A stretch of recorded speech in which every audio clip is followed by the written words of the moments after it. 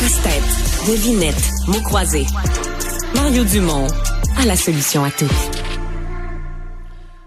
Et affaires internationales aujourd'hui, en l'absence de Stéphane Bureau, qui va être de retour demain.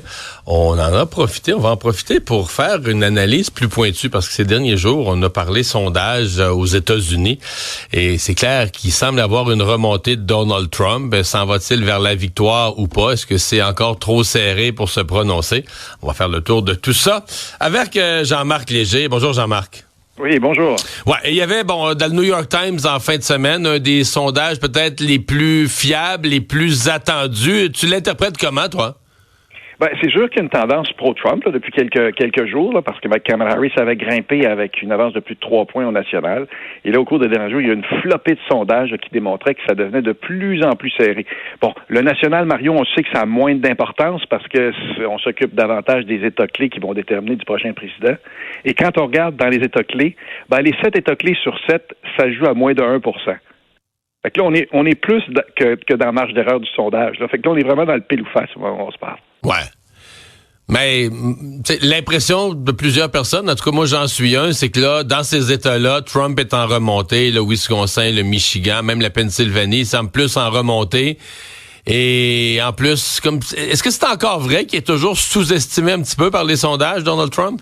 Ben, c'est-à-dire que l'erreur qu'il y a eu en 2016, pas au national parce qu'ils ont bien mesuré, mais dans les États clés, l'erreur est importante. Là, on parle d'une erreur moyenne de 4%, et même comme dans le Wisconsin, c'était 9% d'erreur. Mais à ce moment-là, Mario, la différence avec aujourd'hui, c'est que c'est des petits sondeurs locaux très partisans qui sondaient. Là, aujourd'hui, c'est les grandes machines nationales, dont le New York Times, CNN, dont les stations de télé, NBC, ABC, CBS News, qui, eux autres, ont des instituts beaucoup plus solides. L'exemple, c'est en 2022, la dernière élection en 2022, les sondeurs ont non seulement pas sous-évalué, mais ils ont surévalué les républicains. Ah oui? Oui, surévaluer les républicains par 2 points en moyenne. Tu sais, tout le monde parlait de la vague rouge, puis à un moment donné, elle n'est jamais arrivée, la vague rouge. Parce que les techniques sont améliorées depuis, notamment sur l'éducation, qui est le facteur clé aux États-Unis, là. C'est véritablement que si tu es peu scolarisé, tu votes Trump. Si tu es très scolarisé, tu votes pour Kamala Harris. Et les sondeurs ont surévalué dans nos analyses les gens scolarisés parce qu'ils répondent plus aux sondages. Toutes ces corrections-là ont été faites. Puis il y a toutes sortes d'autres corrections méthodologiques. Donc aujourd'hui, à mon avis personnel, là, parce qu'on sonde aussi aux États-Unis, c'est que les sondeurs vont probablement sous-évaluer Trump, mais d'un demi-point, 1% au maximum. C'est pour ça que c'est serré. Mais il y a un autre phénomène important. C'est que là, on est vraiment à 3 semaines des élections, Mario. Et ce qui se passe véritablement sur le terrain, c'est qu'il y a une flopée de sondeurs républicains qui disent n'importe quoi. Fait que dans les 50 derniers sondages qui sont sortis, il y en a 30 sondeurs partisans républicains. Fait que vous voyez les Rasmussen, Trafalgar, vous avez des Atlantic Intelligence, tous ces gens, ces sondeurs-là ont une influence et ils sont tous favorables à Trump. Fait que c'est pour ça que Trump, à l'intérieur de ça, il y a une manipulation du sondage où il y a tellement de bruit. Mais quand on regarde... Mais toi, quand tu fais ton idée, je présume que tu fais le ménage là-dedans, t'en gardes quelques-uns affiliés aux grands réseaux de télé ou aux grands journaux? Exactement. Puis quelques-uns régionaux. Là, il y a des gens dans certains États, on connaît ceux qui sont plus forts ou moins forts. D'ailleurs, il y a un site aux États-Unis qui s'appelle le 538.com, là, 538.com, qui a une évaluation de la qualité des sondeurs. Parce que certains ont des biais. Parce que c'est pas comme le Canada. L'industrie du sondage est tellement importante aux États-Unis. On parle de plus de 200 millions de dollars qui sont investis dans une campagne électorale. Et puis la majorité des sondeurs sont partisans, d'un côté ou de l'autre. Vous voyez, Léger, par exemple, moi, j'ai fait une quinzaine d'acquisitions à travers le Canada et les États-Unis.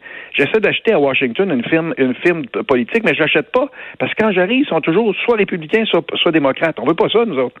On n'a pas ça au Canada. On n'a pas cet argent-là au Canada. Ce qui fait qu'il faut toujours se méfier. Fait que oui, moi, je fais le ménage. J'en suis un certain nombre. Et c'est vrai que la tendance est un peu plus pour Trump, mais pas aussi marquée que l'impression que ça nous donne, là. Mm-hmm. S'il y avait élection aujourd'hui, là, personne ne peut prédire si c'est Trump ou Kamala Harris. Puis il reste toujours le fameux taux de participation qui risque d'être déterminant. Là. Il y a un point où même on arrive dans ces points-là où c'est plus de convaincre de nouveaux électeurs, c'est de s'assurer que ceux qui sont favorables à toi vont se déplacer en plus grand nombre peut-être que ceux qui sont les partisans de l'autre bord. Là. Ben oui, et c'est ça la stratégie. Derrière tout ce que vous voyez et entendez aux États-Unis, c'est que la stratégie des républicains, c'est de démontrer que Trump est un winner, qui va gagner, et même en Californie. Ce qui est stupide, là. Il a fait un événement en Californie pour démontrer qu'il va ramasser aussi la Californie. Là, il va aller à New York prochainement, qui sont des États qu'il va perdre. Lui, c'est sa stratégie. Mais les démocrates, ils ont aussi leur stratégie de l'autre côté. C'est laquelle? Démontrer que c'est serré. Pour les démocrates, actuellement, ils sont très satisfaits. Parce que qu'est-ce qui incite les électeurs à aller voter, particulièrement les jeunes? C'est le sentiment que ça pourrait faire la différence. Mon vote compte. C'est pour ça que les deux ont intérêt à laisser croire que c'est serré comme ça. Fait que faut pas penser que les républicains sont les seuls stratèges qui manipulent tout. Non, du côté démocrate, il y a un autre type de manipulation, qui est celle de dire « va voter ». Et ça fonctionne actuellement. Là. Les gens on dit « on n'a pas le retour de Trump ». Fait que c'est ça l'esprit qui est derrière. Mais il y a 3 facteurs clés à retenir. Le taux de participation, c'est majeur.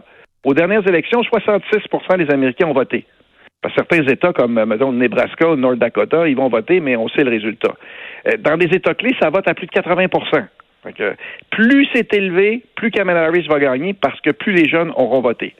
Le deuxième facteur, c'est qu'est-ce que va être la question de l'urne. Là, on arrive à 3 semaines du scrutin. M. Trump, il essaie d'imposer celui de l'immigration depuis quelques jours. C'est correct, là, mais c'est insuffisant. C'est celui de l'économie. Les Américains votent avec leur portefeuille. On dit ça depuis longtemps. Et Donald Trump mène par 10 points sur le meilleur gestionnaire sur l'économie. Et ça, c'est son vrai avantage. Mais la sortie de vote sur le terrain, c'est l'avantage des démocrates. Et en bout de ligne, Mario, ça se résume à la Pennsylvanie. La Pennsylvanie, c'est l'État clé, l'État pivot dans tous les sondages. Ça part d'un côté ou de l'autre, c'est lui qui détermine le changement. Surtout que si tu votes d'un côté en Pennsylvanie, au Michigan et le Wisconsin, depuis 30 ans, on vote aussi du même bord. Fait que si la Pennsylvanie est bleue, les autres vont devenir bleus. C'est pour ça que la Pennsylvanie devient la clé, puis je rajoute forcément le Michigan et Wisconsin. La Pennsylvanie, la dernière fois, corrige-moi, mais que Biden avait gagné par 1%, 1,5% dans ces eaux-là? Exactement, puis c'est la même chose de l'autre élection avant où c'est Trump qui l'avait gagné par très peu. Fait que c'est extrêmement serré dans cet État-là. Les villes votent démocrate. Donc Pittsburgh, Philadelphie, moi c'est ça. Les régions rurales votent Trump, puis ceux qui décident, c'est les banlieues. Et là, actuellement, les banlieues, c'est extrêmement serré. Mais c'est pour ça qu'hier, les 2 candidats étaient justement en Pennsylvanie, parce que c'est la Pennsylvanie qui donne le ton au reste. Ouais. Donc, il est tôt pour prédire un gagnant. Là. On est encore dans une élection dans un mouchoir de poche. Exactement. Puis il y a tellement d'autres facteurs. L'avantage que Mme Harris a aussi, c'est qu'il reste beaucoup d'argent en main. Un peu plus de 200 millions, alors que Donald Trump en a de moins en moins d'argent en main. Même certains articles disent qu'il n'y en a plus. C'est parce que tout dépend. Ça a l'air qu'il y a Elon Musk qui en fournit à volonté, là.